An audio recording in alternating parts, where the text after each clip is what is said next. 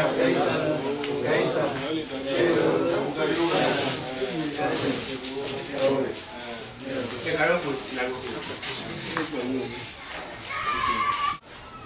now arrived in the village of Majamaku, and this village has a population of 1,800 people.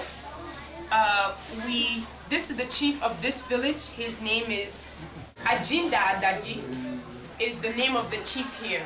And so we're going to start talking about the problems that they have, the situation. Already I know one of the issues is that all of these villages, it's evident they don't have clean drinking water.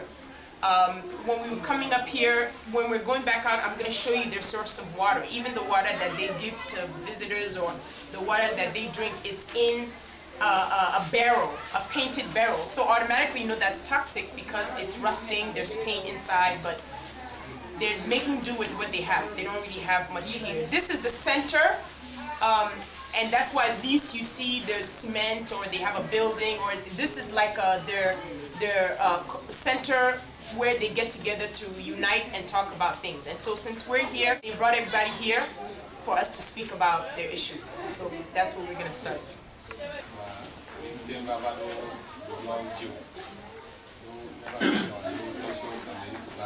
So this is what he's doing. So now they're going to start talking about their issues. He just finished explaining in our language.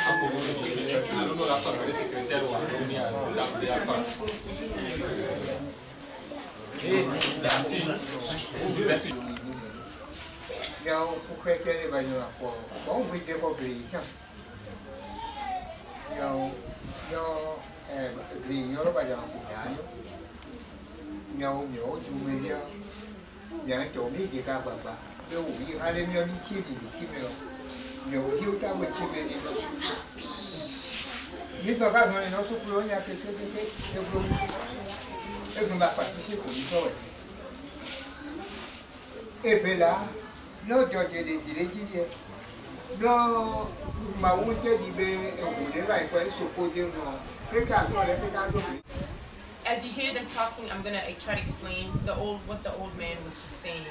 It's basically the same issues again.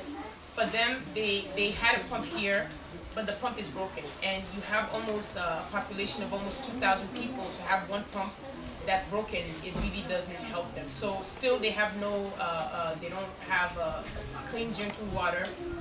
About 2 years ago, between them, they were able to build the school that they share with the other village. The name of that village is Achekeke. That's the other village that they share the school with.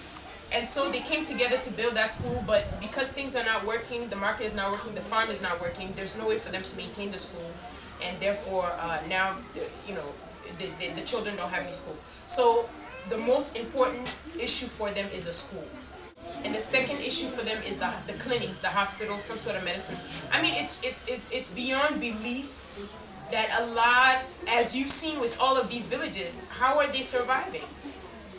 Anytime they get sick, they're left on their own. If anything happens, they're left on their own. When you think about children, children get cuts all the time, children fall, they get scrapes.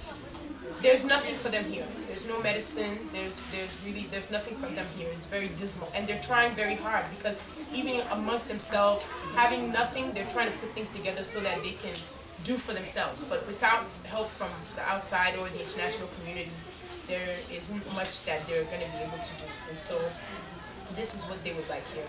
Le problème, c'est que, bon, à partir des problèmes que vous venez de soulever, problèmes de bâtiments, etc., mais il y a un autre problème dans le village.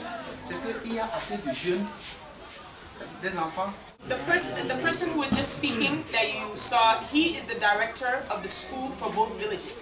He made an excellent point, which is a point that I've also been making and coming back on. The fact that although they have the school, they have teachers, they're willing to teach these children, a lot of times, even if it's just a little bit, the parents can't afford it. The parents can't afford, I think it was $20. In the other village, schooling for one of the children for the whole year is $20. But they can't afford $20. And so because they can't afford $20, a lot of the time the children will come to school for 2-3 months, and then after that for the rest of the year they can't come to school because their parents can't afford to pay. So what he's saying as the director of the school, if we can help in some ways to pay for these children, at least to be able to go to school.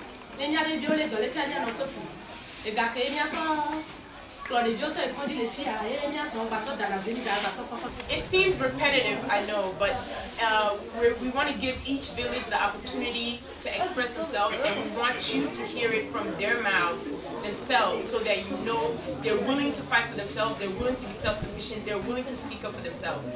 So it's still the same issues, but again, I'm going to repeat because it's the same issues in every village.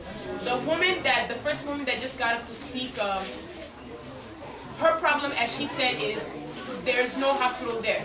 She said that their husbands came together to put a little bit of money together to build a clinic, like a first aid center. It's not even really a clinic, it's a first aid center. But because the crops are bad, their husbands don't have any money to maintain the first aid house. And so what she would like is for us to come here and build a clinic. Because she says for childbirth, they're suffering.